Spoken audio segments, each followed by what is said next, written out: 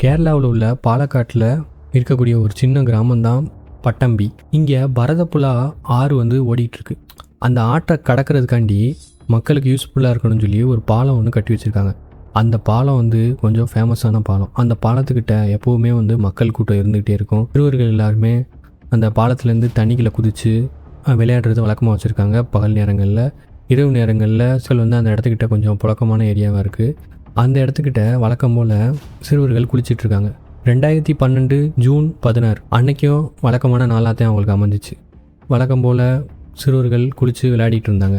அந்த நேரத்தில் தான் அவங்ககிட்ட இருந்த ஒரு புதர்கிட்ட ஏதோ ஒரு விலங்கு செத்து கிடக்கிற மாதிரியான ஒரு தோற்றத்தை ஒரு சின்ன பையன் வந்து பார்த்துருக்கான். அதுக்கடுத்து 2 பேரை கூட்டிகிட்டு அந்த கிட்டத்தில் போய் பார்த்துருக்கான். அப்போ தான் தெரியுது அது வந்து ஒரு விலங்கு கிடையாது, அது வந்து ஒரு மனிதனோட உடல் அப்படிங்கிறது. அந்த உடல் ரொம்பவுமே டீகம்போஸ் ஆகி கிடந்திருக்கு. அதனால அது ஆணா பெண்ணா அப்படிங்கிறது கண்டுபிடிக்க முடியலை. ஆனால் அந்த உடலில் தலைமுடி கொஞ்சம் நீளமாக இருந்திருக்கு. அதனால அது வந்து ஒரு பெண்ணாக இருக்கலாம் அப்படிங்கிற மாதிரி முடிவு பண்ணியிருக்காங்க அந்த இடத்துல இருந்தவங்க. அதுக்கப்புறமா உடனடியாக போலீஸுக்கு தகவல் சொல்கிறாங்க. போலீஸ் வந்து பார்த்துட்டு போலீஸ் வந்து கன்ஃபார்ம் பண்ணுறாங்க அது ஒரு ஆண் அப்படிங்கிறது. இந்த இறந்து கிடக்கிற நபர் யார், இவர் ஏன் கொல்லப்பட்டார், இவரை கொன்னவங்க யார், இந்த கேஸில் சம்மந்தப்பட்ட குற்றவாளிகளை போலீஸ் கண்டுபிடிச்சாங்களா இல்லையா அப்படிங்கிறத பற்றி இந்த வீடியோவில் விரிவாக பார்க்கலாம் வாங்க.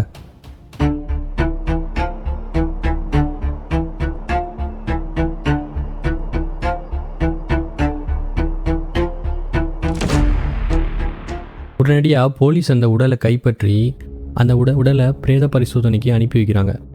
அந்த நபரோட பாக்கெட்டில் சில பொருட்கள் இருந்திருக்கு. அதில் ட்ரெயின் டிக்கெட்டும் இருந்திருக்கு. அந்த ட்ரெயின் டிக்கெட் ஒடிசாவில் இருந்து கேரளா மாநிலத்தில் உள்ள உள்காடு அப்படிங்கிற இடத்துக்கு வந்திருக்காரு அப்படிங்கிறத சொல்லுது. அது மட்டும் இல்லாமல் அதில் ஒரு பெயரும் போட்டிருக்கு.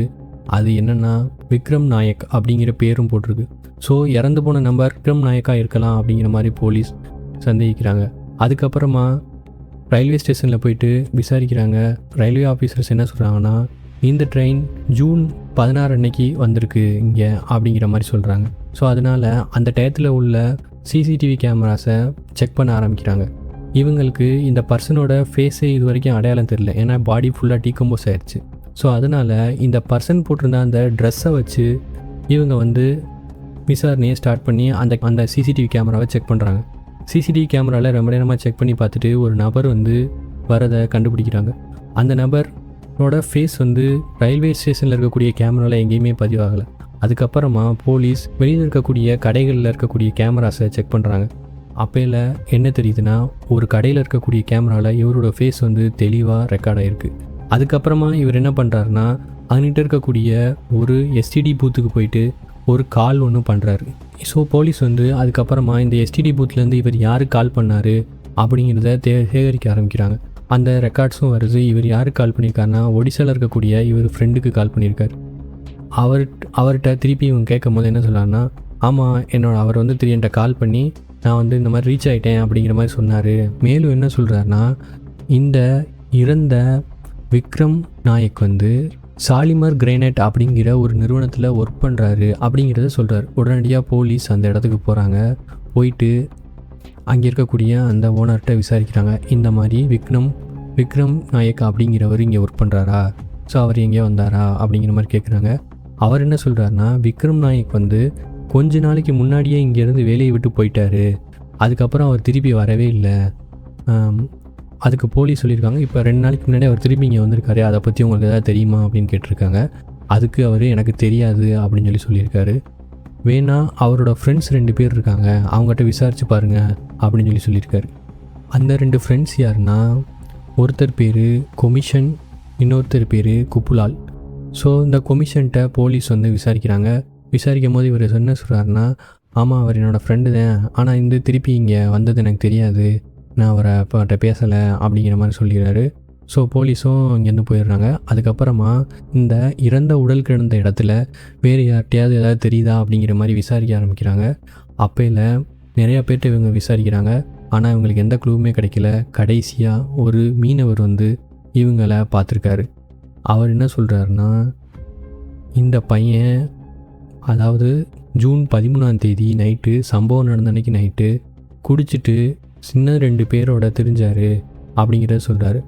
ஓகே, அந்த 2 பேரும் உங்களால் அடையாளம் காட்ட முடியுமா அப்படின்னு கேட்டிருக்காங்க. இல்லை, அவங்கள நான் அந்தளவுக்கு பார்க்கல, இந்த பையனை மட்டும்தான் பார்த்தேன். ஏன்னா இவரோட மூஞ்சி மட்டும்தான் என்னால் அடையாளம் காட்ட முடியுது. ஏன்னா இவர் கொஞ்சம் அதிகமாக முடி வச்சுருந்தார், அதனால் என்னால் ஈஸியாக இவரை மட்டும்தான் என்னால் பார்க்க முடிஞ்சிச்சு அப்படிங்கிற மாதிரி சொல்கிறார். இந்த 2 பேர் தான் இவரை கொலை பண்ணியிருக்கலாம் அப்படிங்கிற மாதிரி போலீஸ் சந்தேகப்படுறாங்க.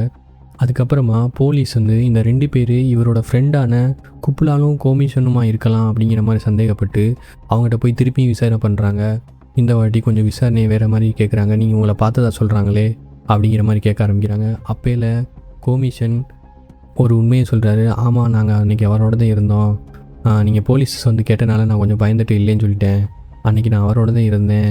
அன்றைக்கி நாங்கள் ட்ரிங்க்ஸ் பார்ட்டி பண்ணோம், 10 மணி வரைக்கும் அவரோட தான் இருந்தோம் அப்படிங்கிற மாதிரி சொல்கிறாங்க. ஆனால் அட்டாக்சிக் ரிப்போர்ட் படி இந்த உடல் அன்றைக்கி 9:30 போலே மரணம் அடைஞ்சிருக்கலாம் அப்படிங்கிற மாதிரி சொல்கிறாங்க. ஏன்னா பர்ஃபெக்டான டைம் தெரியல. ஏன்னா பாடி ஏற்கனவே டீகம்போஸ் ஆயிடுச்சு. ஸோ அதனால் ஒரு அனுமானமான ஒரு டயத்தை தான் சொல்கிறாங்க, இருக்கலாம் அப்படிங்கிற மாதிரி ஒரு டயத்தை தான் சொல்கிறாங்க. அதுக்கப்புறமா இவரோட இருந்த இன்னொரு ஃப்ரெண்டு யார் அப்படின்னு போலீஸ் கேட்கும்போது அவர் லட்சுமணன் சுனோ அப்படிங்கிற ஒருத்தர் சொல்கிறார். அவர் இப்போ எங்கே இருக்காருன்னு பார்க்கும்போது அவர் ஒடிசாவுக்கு போயிட்டார். ஸோ போலீஸு இவங்க 2 பேரை பிடிச்சாதான் உண்மை தெரியும் அப்படிங்கிற மாதிரி ஒடிசாவுக்கு கிளம்பி போகிறாங்க. ஒடிசாவில் லட்சுமணன் சுனோ இருக்கக்கூடிய ஏரியா எப்படி இருக்குன்னா, ரொம்பவே ஒரு திருட்டு சம்பவங்கள் நிறையா நடக்கக்கூடிய ஒரு ஏரியாவாக இருக்குது. அதனால் போலீஸே, அந்த லோக்கல் போலீஸே அந்த ஊருக்குள்ளே போகிறதுக்கு ரொம்ப பயப்படுறாங்க. ஸோ கேரளா போலீஸ் என்ன பண்ணுறாங்கன்னா, அந்த ஊருக்காரரை ஒருத்தரை பிடிச்சி, நான் உங்களுக்கு நிறையா காசு தரேன், எனக்கு இந்த மாதிரி இந்த பையனை மட்டும் வெளியில் கூட்டிகிட்டு வந்துரு அப்படிங்கிற மாதிரி சொல்கிறாங்க. ஸோ அதுக்கேற்ற மாதிரி அவரும் வெளியில் கூட்டிகிட்டு வராரு. கேரளாவில் வச்சு இவங்க 2 பேர்ட்டையும் நடத்தப்பட்ட விசாரணையில் இவங்க ஒரு உண்மையை சொல்கிறாங்க.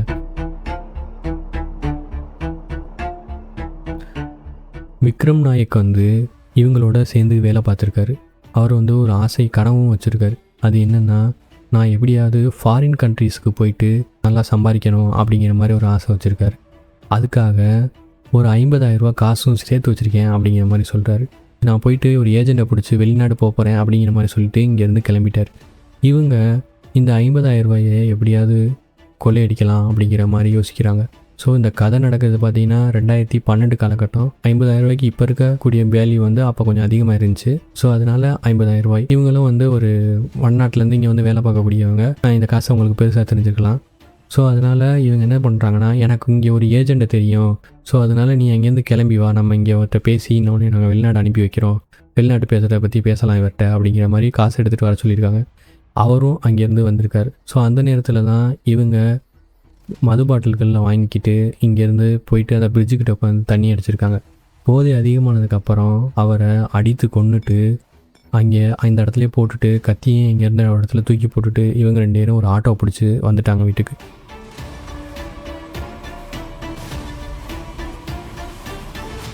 ஸோ போலீஸ்க்கு இந்த ஒரு சாட்சி மட்டும் பத்தாது. ஏன்னா எவிடன்ஸ் இருந்தால் தான் கோர்ட்டில் கேஸ் நிற்கும். ஸோ அதனால் எவிடன்ஸை கலெக்ட் பண்ண ஆரம்பிக்கிறாங்க. இவங்க ஆட்டோவில் ஏறி வீட்டுக்கு போயிருக்காங்க. அந்த ஆட்டோ ஸ்டாண்டுக்கு போயிட்டு அங்கே இருக்கக்கூடிய எல்லா டிரைவர்கிட்டையுமே இவங்க விசாரிக்கிறாங்க. ஸோ அப்போல ஒரு டிரைவர், நான் தான் அவங்கள கொண்டு போய் விட்டேன் அப்படிங்கிற மாதிரி சொல்கிறாரு. ஸோ இடமும் இவங்க தான் இங்கேருந்து போயிருக்காங்கிறது கன்ஃபார்ம் ஆயிடுச்சு, ஒரு எவிடன்ஸ் கிடச்சிருச்சு. அதுக்கப்புறமா இவங்க ஒரு கத்தியை ஒரு இடத்துல தூக்கி போட்டிருக்காங்க. அந்த இடத்துல போயிட்டு பார்க்கும்போது அந்த இடத்துல கத்தி சரியாக அந்த இடத்துல கிடந்திருக்கு, ரத்த காயங்களோடய கிடந்திருக்கு. ஸோ அதனால் அந்த கத்தியையும் போலீஸ் எடுத்துக்கிறாங்க. அதுக்கப்புறமா இவங்களோட தங்கியிருக்கக்கூடிய அந்த ரூமுக்கு போயிட்டு அங்கே ஏதாவது எவிடன்ஸ் இருக்கான்னு பார்க்குறாங்க. அப்பேரை லட்சுமணன் சுமோவோட சட்டையில் பயங்கரமான ரத்த காயங்களோட ஒரு சட்டை இருந்திருக்கு. லட்சுமணன் சுமோ வீட்டிலேருந்து கிடைச்ச சட்டையையும் சம்பவ இடத்துலேருந்து கிடைச்ச கத்தியையும் இறந்தவரோட பிளட் சாம்பிள்ஸ் இதில் இருக்கா அப்படிங்கிற மாதிரி செக் பண்ணுறதுக்காண்டி ஃபாரன்சிக் டீமுக்கு போலீஸ் அனுப்பி வைக்கிறாங்க. அதுக்கப்புறமா சில நாட்கள் கழித்து ஃபாரன்சிக் ரிப்போர்ட் வருது. அதில் என்ன கிடைக்குதுன்னா, இந்த சட்டையில் இருக்க ரத்தமும் கத்தியில் இருக்க ரத்தமும் விக்ரமோட ரத்தம் கிடையாது அப்படிங்கிற மாதிரி ரிசல்ட் வருது. ஆனாலும் இந்த 2 பேரும் ஏற்கனவே போலீஸ்கிட்ட ஒரு கன்ஃபெஷன் கொடுத்துருக்காங்க.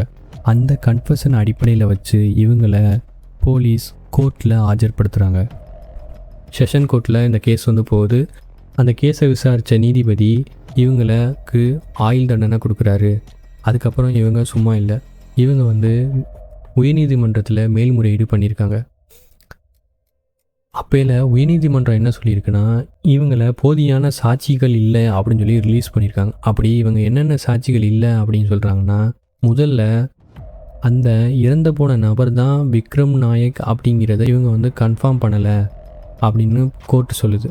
ஸோ இவங்க போட்டிருந்த சட்டை இந்த டீட்டெயில்ஸை வச்சு தான் இவங்க வந்து கொடுத்துருக்காங்க. டிஎன்ஏ வச்சு ரிப்போர்ட் பண்ணலை. ஸோ அது ஒரு முதல் காரணமாக நீதிமன்றம் சொல்லுது. அதுக்கப்புறமா அந்த ஆட்டோ டிரைவர்கிட்ட விசாரிக்கும் போது ஆட்டோ டிரைவரு நான் பார்த்தது மாதிரி இருக்குது, ஆனால் இவங்களா அப்படிங்கிற கரெக்டாக ஞாபகம் இல்லை அப்படிங்கிற மாதிரி லைட்டாக உலட்டி விட்டுறாரு. அதனால் அந்த சாட்சியும் கலைஞ்சிடுது. அந்த மீனவர் ஒருத்தர் இவங்களை சம்பவ இடத்துல பார்த்தவரும் நான் ஒழுங்காக பார்க்கல அப்படிங்கிற மாதிரி சொல்லிடுறாரு. அதுக்கப்புறமா இவங்க வச்சுருந்த சாட்சிகள் எல்லாமே அந்தளவுக்கு ஸ்ட்ராங்கான சாட்சிகள் இல்லாமல் போயிடுது. அதனால் இவங்க 2 பேரையுமே நிரபராதிகள் அப்படின்னு சொல்லியே இந்த கோர்ட் வந்து ரிலீஸ் பண்ணிடுது. உயர்நீதிமன்றம் இவங்கள ரிலீஸ் பண்ணிட்டாங்க. இப்போது நீங்கள் இந்த கேஸை பற்றி என்ன நினைக்கிறீங்க? போலீஸ் வேறு ஆளே கிடைக்காதனால வட மாநிலத்திலேருந்து வந்து ஒர்க் பண்ணக்கூடிய இவங்க 2 பேரையும் பிடிச்சி இந்த கேஸில் கோர்த்து விட்டுட்டாங்க அப்படிங்கிற மாதிரி நினைக்கிறீங்களா? இல்லை இவங்க தான் விக்ரமை கொலை பண்ணியிருப்பாங்க அப்படிங்கிற மாதிரி நினைக்கிறீங்களா? எதுவாக இருந்தாலும் கமெண்ட்ஸை சொல்லுங்கள். இது போன்ற இன்ட்ரெஸ்டிங் கேஸ் ஃபைல்ஸை பற்றி தெரிஞ்சுக்க நம்ம சேனலை சப்ஸ்கிரைப் பண்ணிக்கோங்க.